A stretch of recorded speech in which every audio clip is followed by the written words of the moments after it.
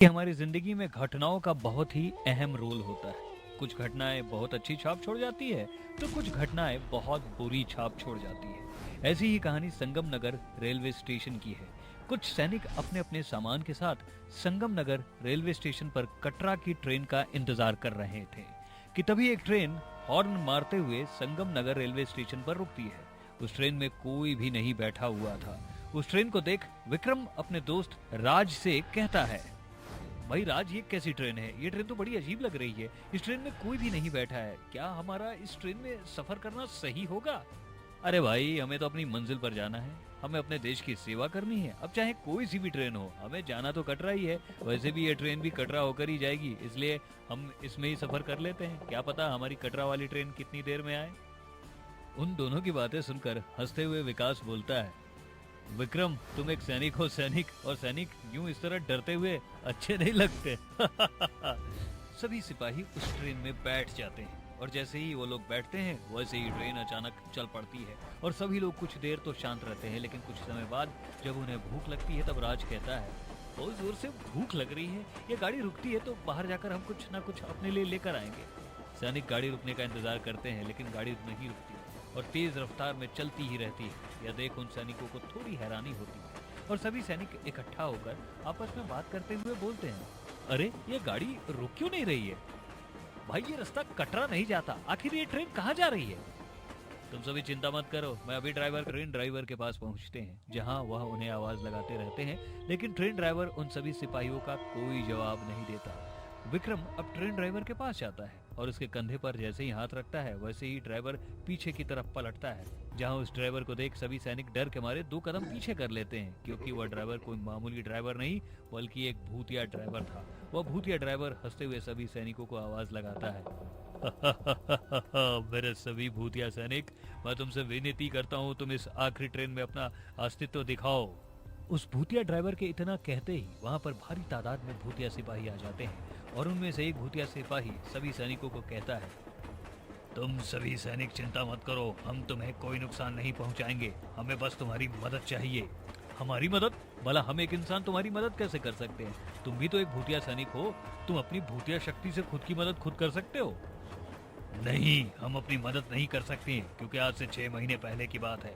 मैं विशाल अपने सैनिक टुकड़ी के साथ इसी ट्रेन से सफर कर रहा था कि तभी इस ट्रेन के ऊपर कुछ आतंकियों ने हमला कर दिया। क्योंकि उस समय हम खुद अपने घरों से बॉर्डर पर जा रहे थे, इसलिए हम लोग हथियार से निहत्थे हो रखे थे। हमारे पास हथियार के तौर पर हमारी सुरक्षा के लिए सिर्फ और सिर्फ हम सभी के पास एक बंदूक थी, लेकिन उन आतंकवादियों के पास हमसे ज्यादा गोला बारूद थे, इसलिए उन लोगों ने इस आखिरी ट्रेन को ब्लास्ट कर दिया। उस दिन ब्लास्ट में उन आतंकवादियों के साथ साथ हम मर तो गए, लेकिन मरने के बाद हम सभी ने कसम खा ली कि हम आतंकवादियों को अच्छे से सबक सिखाएंगे। लेकिन सबक सिखाने के लिए हमें इस ट्रेन से बाहर जाने की आवश्यकता है, लेकिन हम इस ट्रेन से बाहर नहीं जा पा रहे हैं क्योंकि हमारे पास शरीर नहीं है। हम लोग अंधेरे में मरे थे, इसलिए हम लोग अगर उजाले में गए तो हम लोग जलकर खाक हो जाएंगे। इसलिए हमें तुम्हारी जरूरत है। तुम जहां जा रहे हो उसके विपरीत श्रीनगर बॉर्डर पर आतंकियों ने अपना कब्जा किया हुआ है, इसलिए हम तुम्हें वहां ले जा रहे हैं। तुम उधर अपना बल दिखाकर उस जगह को आजाद करवा लो मेरे भाई। उस भूतिया सिपाही की बातें सुनकर सभी सैनिकों की आंखों में आंसू आ जाते हैं और सभी सैनिक कहते हैं, हम अपने देश और भारत माता के लिए अपनी जान भी देने को तैयार हैं। जब तुम भूतिया सिपाही बनकर हमारी मदद मांग सकते हो तो हम एक जिंदा वजूद बनकर उन आतंकवादियों को अच्छा सबक सिखाएंगे। इतना कहकर सभी सैनिक उन भूतिया सिपाहियों के साथ मिलकर श्रीनगर के बॉर्डर पर जाते हैं और आतंकवादियों की टुकड़ी को धूल चटा देते हैं। आतंकवादियों के झंडे को गिराकर वो अपने देश हिंदुस्तान का झंडा लहरा देते हैं और इस तरह यह देख उन भूतिया सिपाहियों को बहुत अच्छा लगता है। साथ ही वह भूतिया सिपाही अब उन सैनिकों को उनकी मंजिल तक पहुंचा देते हैं और इस तरह पूरे देश में उन सिपाहियों के साथ साथ उन भूतिया सिपाहियों का भी नाम हो जाता है। उन्हीं में से एक था सुनील। ये कहानी सुनील की है, जो एक ऐसा बहादुर सिपाही अपने सिपाहियों की रक्षा की।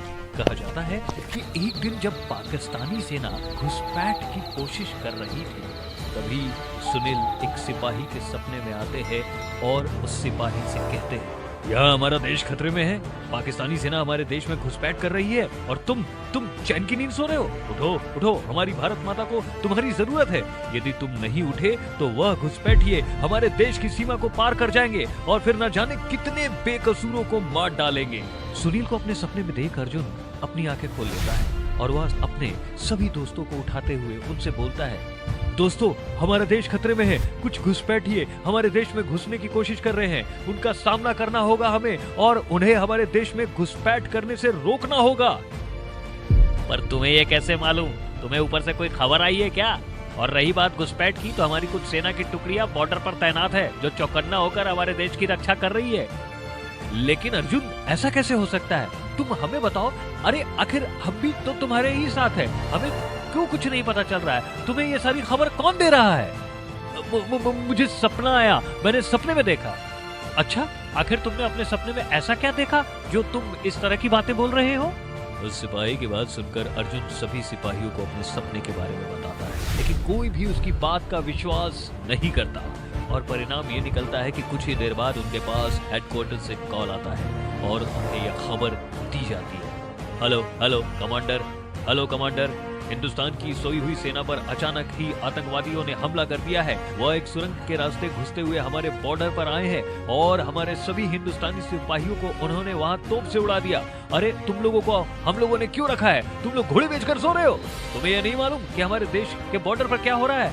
यह खबर सुनने के बाद सबके होश उड़ जाते हैं और सभी को एक झटका लगता है, जिसके बाद अर्जुन अपने सिपाहियों से बोलता है, देख लिया तुम लोगों ने, आ गया ना हेडक्वार्टर से कॉल, साथ ही हमें फटकार भी पड़ी।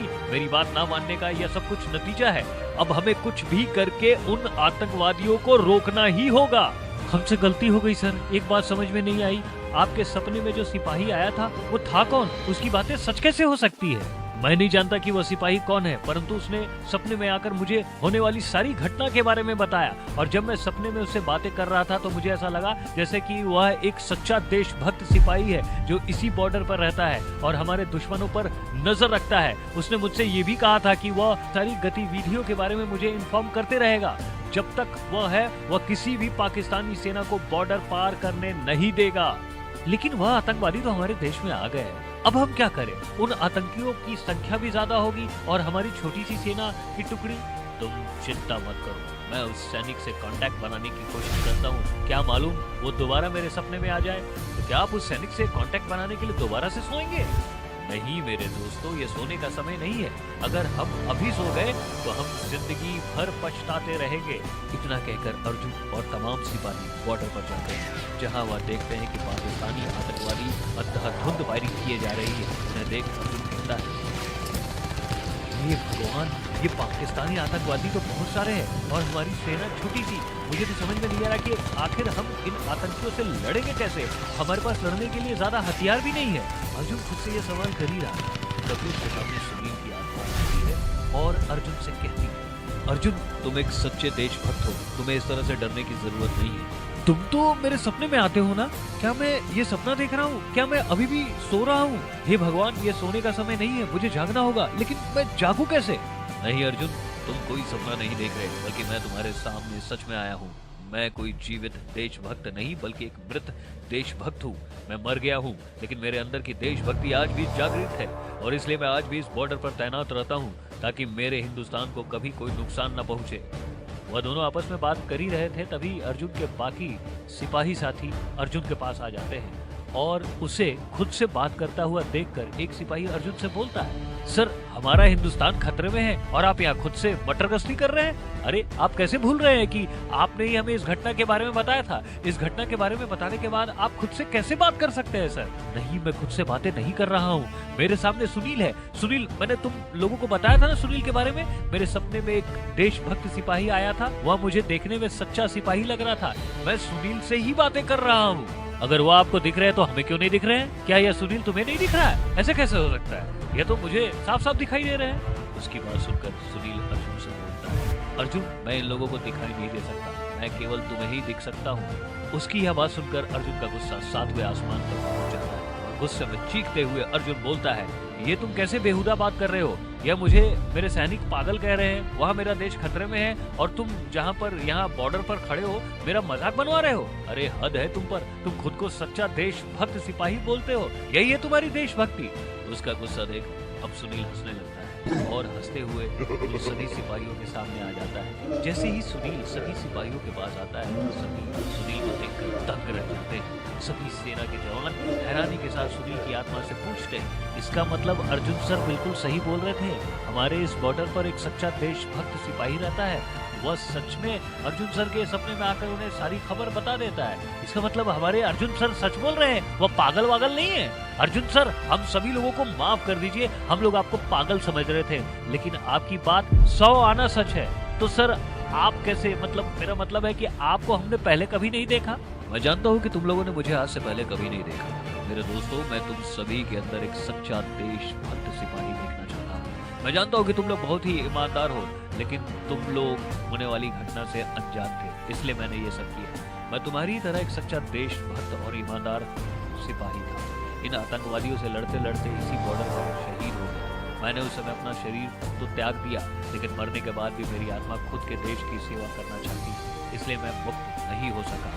मेरे अंदर की देशभक्ति मुझे यहाँ से मुक्त होने ही नहीं देती, इसलिए मरने के बाद भी मैं यहाँ आतंकवादियों को धूल चटाने आ जाता हूँ। इसलिए मैं हर बार अर्जुन के साथ आया करता हूँ और उसे होने वाली घटना के बारे में बता दिया करता हूँ। यहाँ मैं केवल एक लौता नहीं बल्कि मेरी तरह और भी भूतिया आर्मी टीम है। उसकी बातें सुनकर सिपाही बोलता है, सर अब तो चाहकर भी वो पाकिस्तानी सेना हम हिंदुस्तानियों का कुछ नहीं बिगाड़ पाएगी और ना ही हमारी जमीन पर कब्जा कर सकती, क्योंकि हमारे देश के वीर जवान हैं ही कुछ ऐसे जो जिंदा रहकर तो देश की सेवा करते हैं, मरने के बाद भी अपने देश के लिए तैयार खड़े रहते हैं। अब तो हमारे पास एक भूतिया आर्मी टीम है जो बॉर्डर पर रहकर पाकिस्तानियों की हर गतिविधियों पर नजर रखती है और हमें समय समय पर आगाह करती है। अब हम सभी एक साथ मिलकर उन पाकिस्तानी सेना के जवानों को धूल चटा देंगे। तो फिर चलो हम सब अपने काम पर लगते हैं, अपने देश की सेवा में लगते हैं और इन पाकिस्तानियों को फिर से इनकी औकात बता देते हैं। इतना कहकर अर्जुन की सेना एकजुट होकर पाकिस्तानी सेना को धूल चटा देते हैं और अपने देश को बचा लेते हैं। इस तरह अर्जुन की टीम के साथ मेडल लेकर सुनील की आर्मी के हर उस सैनिक को मेडल दिलवाता है जो शहीद हो चुके थे। और इस तरह अर्जुन अपनी आर्मी टीम के साथ साथ सुनील की भूतिया आर्मी टीम के साथ देश के दुश्मनों को लगातार